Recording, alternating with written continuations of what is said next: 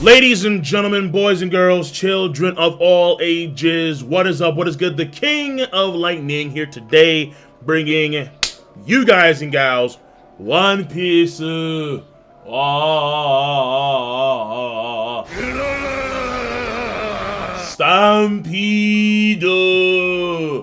I can't yume wo kagiyazume sakashimono sa. Listen, yo, this movie, bro,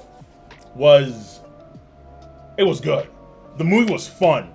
It was a very fun movie, a good watch. But wait! But before I go any further, spoilers, because I understand that some folks aren't going to see this in theaters. It's the final day in the US for the movie. So I understand that there's going to be spoilers ahead. But if you haven't seen it in theaters, it's going to come out at some point, either DVD or on Blu-ray, and you need to watch it. All right, you need to watch it because I think it's probably one of the best One Piece films. One of the best One Piece films.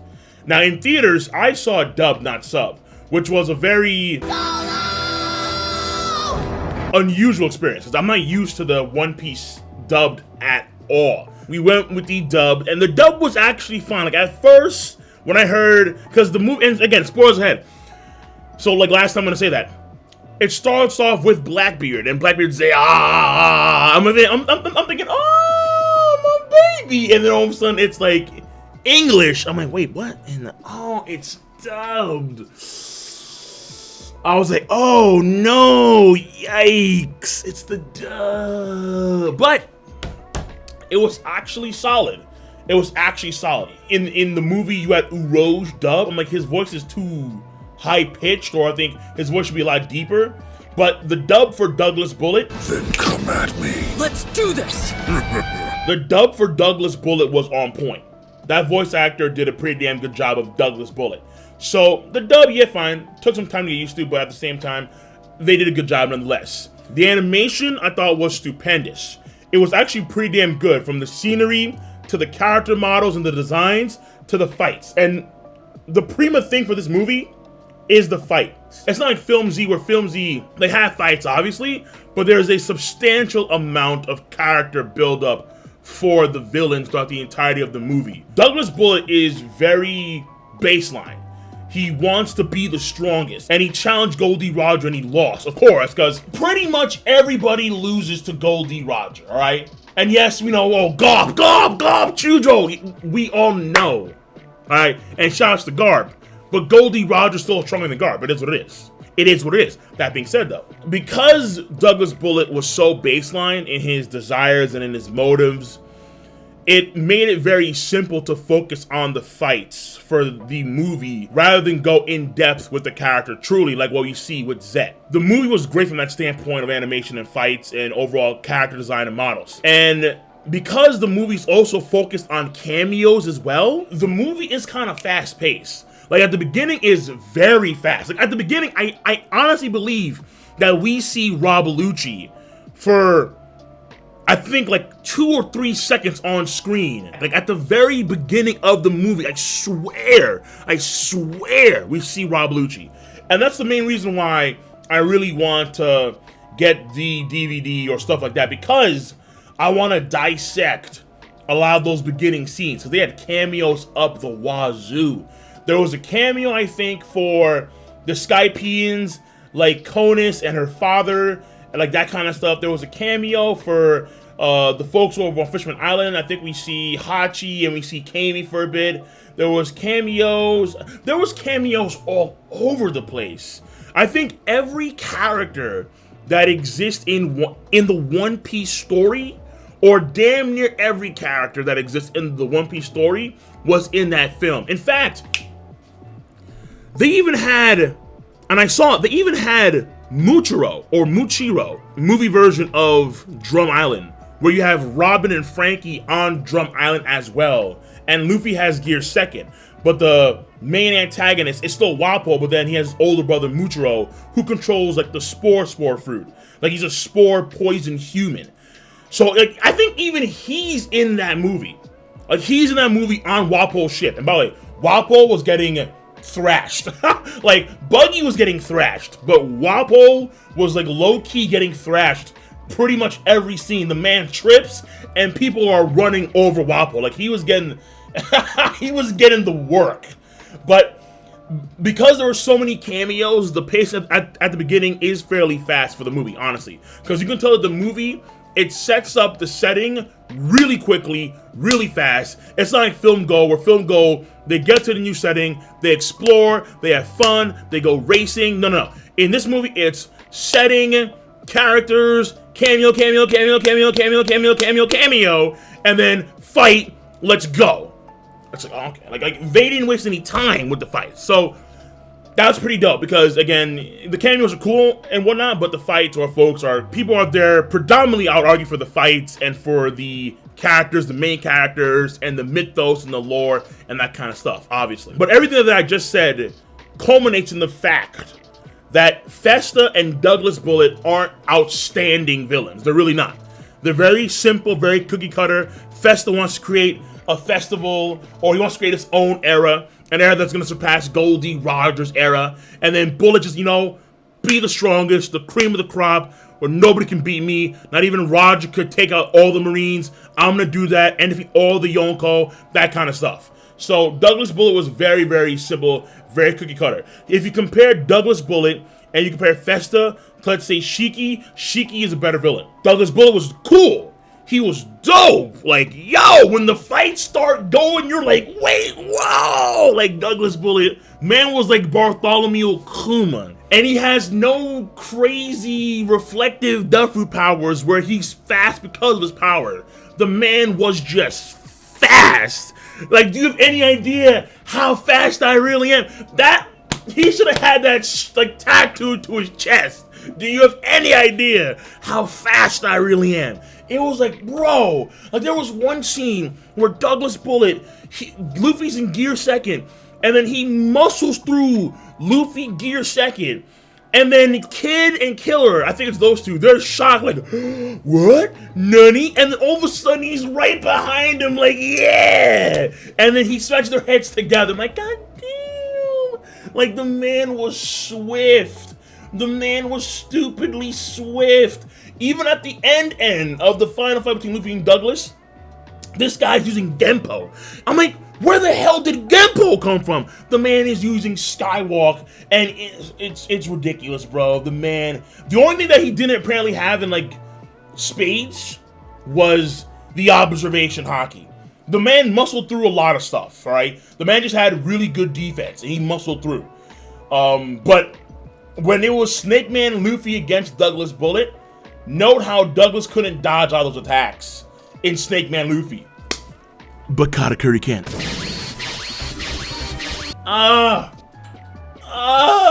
The observation, but no. Yo, Mr. Slam Jam. But that being said, Katakuri for life, right? In the mega church of Katakuri. Now, one thing, because I do want to get to like some of the odd things in the movie, okay? Because the movie was so much fun. And I'll get to my favorite moments in a second. But some of the odd things, all right, were the Buster Call being a major threat. Like, oh yeah, like Douglas was so powerful back in the day. And by the way, they say that Douglas Bullet, according to Buggy, and I was talking to Vi about this, and random vibe, shout to him. According to Buggy, Douglas was around prime Rayleigh level.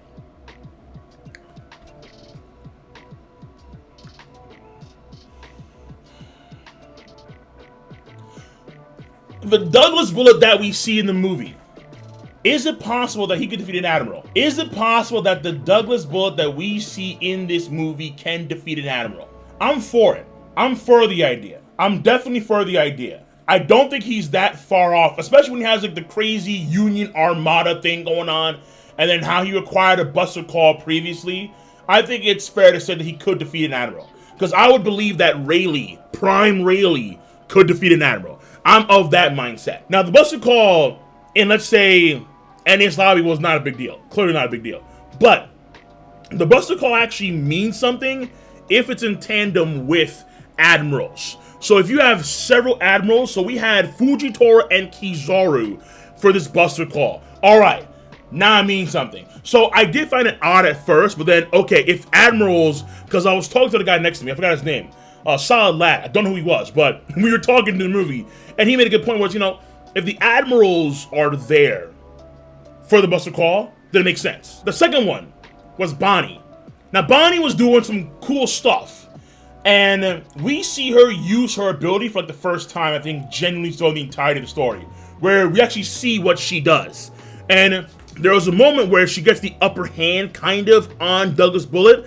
I think it was like via some birds, some pigeons. I forget what she did exactly, but like she winds up touching him. So it looks like specifically, according to the movie, Bonnie can use her abilities only via touching, via her actual hand. Not like, let's say, her legs, not her head, but her actual hands. Kind of like where Kuma, his abilities tie specifically to his palms. So for her, it's maybe the same thing as well. Ironically, considering how Kuma and her have ties. But that being said, that's a movie thing. Now, it may not be actual One Piece canon thing, but it's definitely a movie thing, for sure, where Bonnie's using her powers via touch, specifically by the palm of her hands. But Douglas, of course, takes her out like not even Doug. And of course, another weird thing, number 3, was that how, like, their ships are relatively fine even after Douglas throws a galleon ship with explosives on the sub-island. It is what it is there. Number 4, Kid not using Conqueror's Haki against Bullet. Now, Luffy does it, and it was like, whoa. But Kid doesn't do it. But, of course, you would say, well, in the anime, it's not revealed that Kid has Conqueror's Haki. Fair enough. Fair enough. In the manga, already revealed. In the anime, not revealed at all. So if they're going by the anime as a standard, then they wouldn't have Kid use Conqueror's Haki to combat. Because it would have been a cool scene to have both Kid and Luffy use their Conqueror's Haki to beat out Doug's Bull's Conqueror's Haki. But that didn't happen. The next thing, there's so many Pandamans, dog. And maybe, because I thought about it afterwards, maybe it was every Pandaman that, like, every different version of Pandaman, because there's like Marine Pandamans, there's Pirate Pandamans, there's also, I think, a female Pandaman, or Panda Woman, I should say, in this case. So I'm not too sure if it's all of them, but there was a lot of Pandamans. Like, they were so easy to point out, like, boom, Pandaman, Pandaman, Pandaman, Pandaman, got it, not a big deal. So there was a lot of Pandamans in the movie. Not a bad thing, but still odd. And then the last one I can think of right now is Frankie. Frankie had this cool gladiator armor, and I was hoping to see a lot more from Frankie. I really was. Because in this movie, okay, let me go to this one real quick. In this movie, Usopp is fantastic. Usopp is so clean, it is ridiculous. Some of the best Usopp content in the entirety of the One Piece story. Normally for movies, it's like, you know, like Luffy, Zoro, Sanji, fight. Fair enough. And in this case, same thing. Sanji fights against Smoker, Zoro fights against Fujitora. Then we see them both later on clash with Crocodile and Rob Lucci. Oh, that was, yeah. Sanji and Rob Lucci was sweaty, bro. When I saw that, my heart... Because I put Rob Lucci over Crocodile definitively, bro. Whoa. I mean, Rob Lucci in the last movie was scrapping with Sabo, and here we had Sanji and Lucci had to transform it. I'm like, Lucci, and Sanji.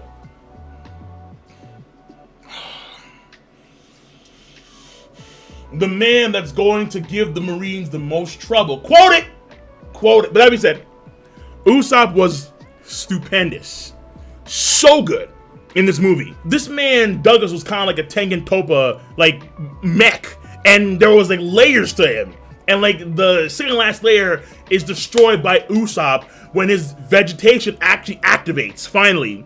And then he has that one quote where, snipers are for support. It's like, yeah, okay. I like that. I like that. Because it also harkens back to when Sanji told Usopp about how you have your role in Enies Lobby, and how we see him at the top of the Tower of Justice, and he's saving Robin from afar, and he's doing the Sogeki ga shimate ore wa, Like, yo, look. I can't go that high. Usopp was fantastic, but Frankie, Super Hill. he had the gladiator suit, honestly, for like no reason, dog. Yo, but there was one scene where it was he's in the Iron Pirate Frankie Shogun, and he's fighting neck to neck with the Pacifista. But I'm like, wait a minute, in Film Z, he took out these like enhanced or different Pacifista with one radical beam. I understand that the movies, when it comes to cam material, they are a bit odd, obviously. I would assume that those Pacifists that we saw in Film Z, just how we saw the new design of Aokiji, Kuzan in Film Z, those ones that we saw in Film Z will be the new Pacifista. But instead we see the older Pacifista in this movie, and then Frankie Shogun is needed for one. That was kind of weird. Not gonna lie to you. That was kind of weird. That was kind of odd. For real. Going on from that, all right? Whether or not that's canon or not, however that rolls with Frankie and the Pacifista, whatever. My favorite moments of this movie, the Conqueror's Hockey clash with Douglas Bullet and Luffy was really, really dope. And you can tell how Luffy's red Conqueror's Hockey wave was actually a bit smaller than Douglas's Bullet's like blue gigantic wave. But still they clashed, and then like it was a really cool thing right there. That's number one. Number two was, again, the speed blitzing of Bullet. The Supernovas plus Luffy against Bullet was very, very, very dope. The Snake Man against Douglas Bullet was very, very dope, all right? That was cool, all right? Seeing the techniques of, you know, I mean, we didn't see anything new from, let's say, Apu or Kid, but, because that would be really cool to have actual new name attacks from those two, but no. We see Apu doing the drum and the sound waves. We see Kid making the giant metal arms and so on and so forth. But seeing the Big Father, seeing Bonnie do her thing, Drake, Hawkins, we see the straw man act like the actual straw man we see in Wano Kuni. Like, that thing's in there. That thing's in there. Like, seeing the Supernova clash among themselves was pretty cool. But it was mainly just Douglas Bullet. When he stepped in, it was like, bro. And everyone in the theater was just stunned. Like, yo, wait a minute. This speed is stupid. Man was too swift. The man was... You gotta respect the speed, all right? Then after that, I would say comes next is Usopp standing up to Douglas Bullet and how he's firing away. He's actually able to like damage one of the finger parts and so on. But again, Usopp set it up basically, all right? Call it what it is. Usopp, he was playing the long haul and he set it up. It was marvelous. Again, this is some of the best Usopp material in all of One Piece. The next thing, Zoro cutting the meteor.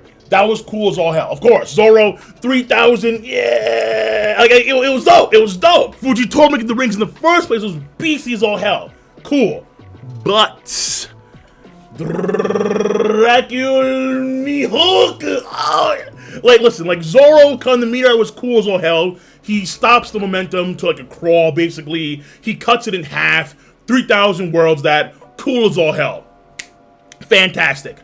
But, my God, Dracula Mihawk was ridiculous, bro.